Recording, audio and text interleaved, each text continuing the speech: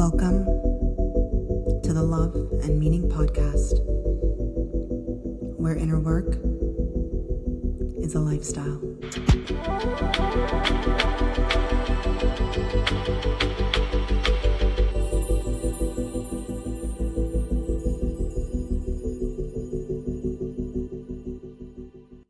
Welcome to the Love and Meaning Podcast. I am your host, Chrystelle Robinson-Tiedemann. And today I have for you a meaning lesson. And the lesson that I have come to is that we are all artists of some sort. And at a minimum, we're the artists of our own lives. So I'm going to tell you a story, kind of a story. And since my adolescence and to this day, people are constantly stopping me on the street or whenever I'm out.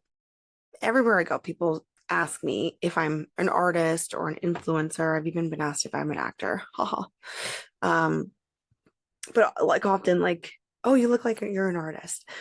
When my husband and I go out and, we're chatting with new people, and you inevitably get to that part in the conversation where people ask, so what do you do?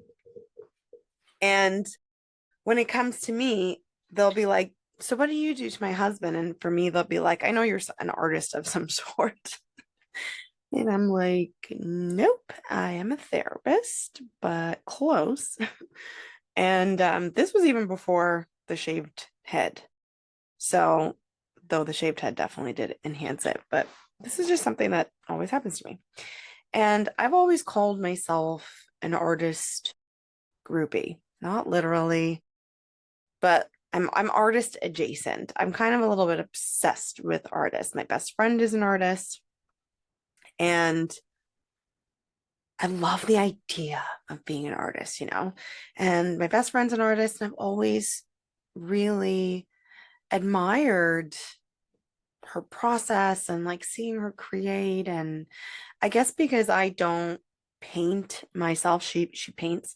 She actually paints. She does a lot of woodwork. She does a lot of things. But because I don't do something tangible like that, or sculpt or sing even, I've never given myself the honor of the title of artist, right? And it wasn't until about 2 years ago, and this was after I met my husband, and we'd been together for a little while. Through his reflection back to me, it started to click, that this is something that people have been saying, you know what I mean? And I started to hear myself through my reflection from him. And I'm like, wow, because he'd be like, well, why do you say no? You know what I mean? And I'm like, wow, of course I'm an artist. And my husband would say things like, Beyond the obvious. look at the way that you dress, look at your jewelry, your hair, the way that you create cozy spaces in your home, the way that I even plan a picnic, or I set the table, when he's cooking, I'll set the table, the way that I did that. I would even do it at his place. We didn't live together, right? When we were first dating. And so I would even do those little things at his place. I'm coming to his place and I'll set things up in a certain way, even if he's making dinner for us. And he's a little bit like that too. So, really getting this reflection from him, I'm like, wow, yeah, why don't I let that count? And I thought about it my mom, for example, my mom's an amazing cook. Amazing cook. People flock to my family home for my mom's cooking. And, she's not a professional chef, but would I really not call her an artist in the kitchen? Even the way that she presents the food, my mom loves to plate the food in a certain way. She chooses her meals sometimes by color. That's freaking art for sure. And I just, wow, I just really never thought of it that way. And from this perspective, my mother's an incredible artist, And some of the way that I've been putting outfits together, the effort and the time and fun. It's not work, it's fun. I have been doing this thing since I was I don't know, probably like 13. Actually, it's probably younger because I used to dress up. I used to play dress up a lot in my mom's closet, my mom's shoes and stuff like that. Um, but I used to do this thing. Like my sibling would sometimes just watch me and be like, "You are an interesting person."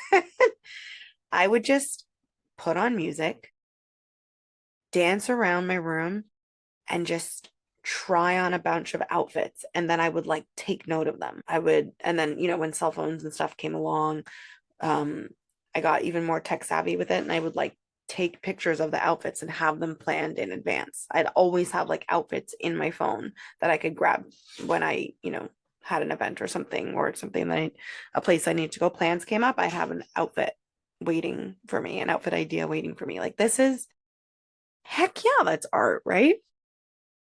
So I am an artist, and something happened when I allowed myself the title. And I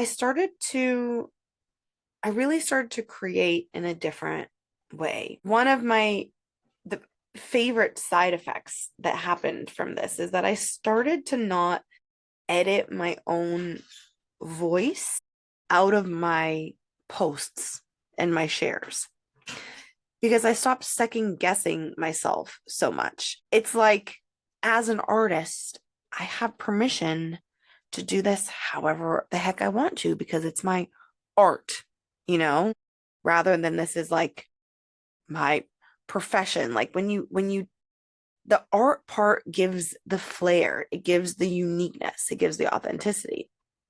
And I still do, this is still a process. Like, I still do work on not filtering myself, but it's a work in process. But I've really noticed that there started to be consistent recognition from others from that voice that I had edited out of my posts before.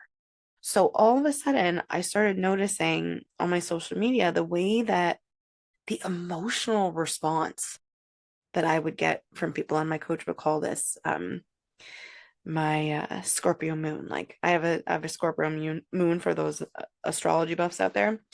And she's like, that's the place that you need to speak from. Like, that, my emotions, like, really, like my heart is an emotional place. And it's a place that I don't, I guess I didn't feel safety in. Like, it's a vulnerable place. But as soon as I'm like, I'm an artist, like, this is my work. It's like a poem. Like, you can't tell somebody, I mean, of course you can critique a poem. Like, if you can say that's your opinion, it's good or bad, but there's going to be varying opinions, right? And an artist has this sense of freedom. And so from this artistic place, I stopped cutting out the me parts in my expression.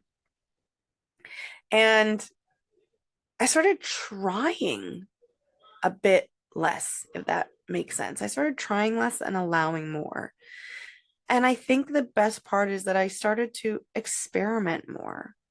And now it's all an experimentation. I have watched my best friend paint on a canvas and just play to see what it turns into. Like, she has no idea what is going to be the finished product when she starts.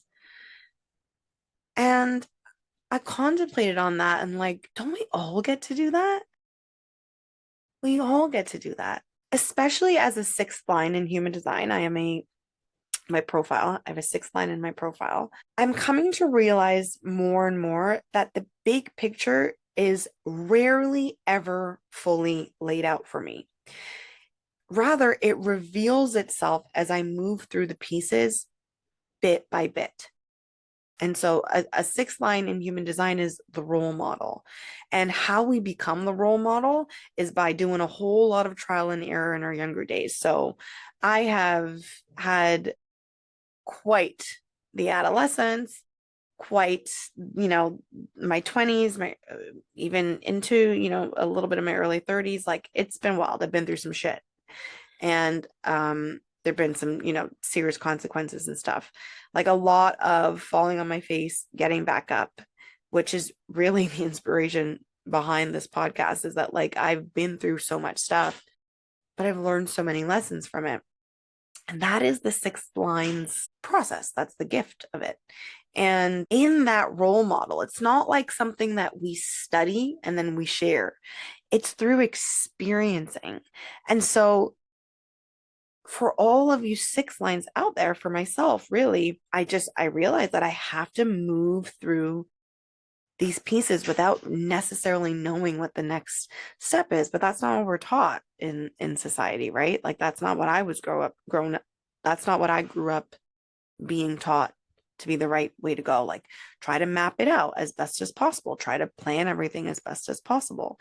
But it completely cut out my creativity. And if you cut out my creativity, then you're cutting out my authenticity, you're cutting out my flair, you're cutting out the part that's me. And the me is the part that I'm actually trying to flourish and grow.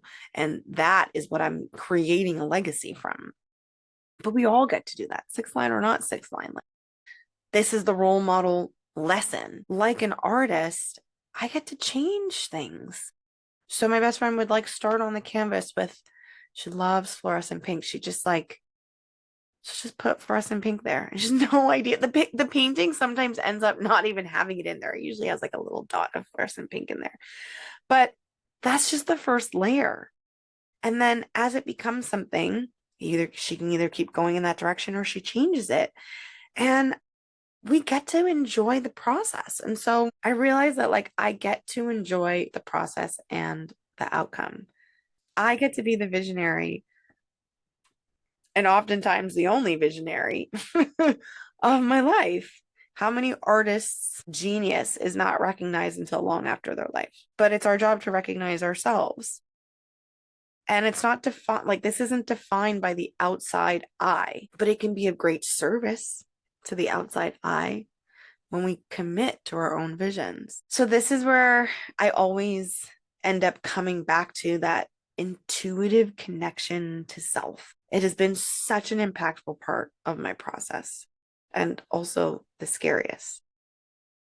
Another aspect of my human design is I have a splenic authority. The authority is the part of your human design that tells you how you are best able to make decisions. You, as the individual you, there is a way that you were designed to make decisions. For me, that is through these random hits of intuition. But it's so scary when you're raised to have proof and, full planning out a random hit of intuition. I'm like, well, what the, why, how can I trust to do that? But when I really look at it, my splenic hits have been giving me golden guidance from the jump. And it has taken me a lifetime so far to trust those nudges.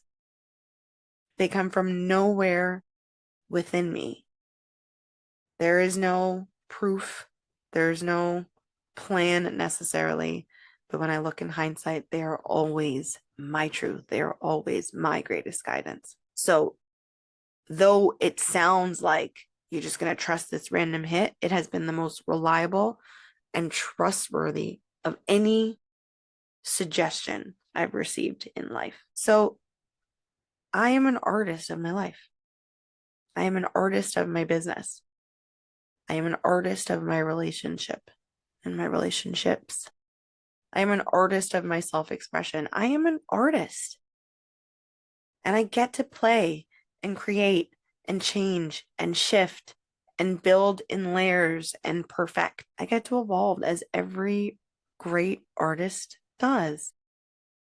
And what a feeling of freedom it is inside when I think of my life like this. When I think of the time that I've already spent and the time I have left like this, it makes my past look a lot more like this vital testing ground rather than this time wasted, which I know is how a lot of people feel. As an artist, we know it's never too late to blow up. Never. And I mean, it happens, as I said, after many are long gone. Some in their 70s, some when they're in their 80s. Whatever that time is, it's magical. It's never too late. And it creates an indelible mark on society. It creates an impact. It creates a ripple. So wherever you are now, right now, exactly where I am now, is a perfect time. We just need to keep creating and evolving and committing to our artistry, adding more and more of our own authenticity, of our own flair that only comes from experimentation, flowing intuition, from trust, from courage, from inner fortitude, from willingness to mess up and try it again with greater knowledge and greater experience. Even if we're looking at a blank canvas, our internal canvas can never be blank. You have your entire lived experience until this point to draw upon. So we're all artists. And I'm asking you, what is it that you are creating from exactly where you are right now? I love you, and I'll see you in the next one.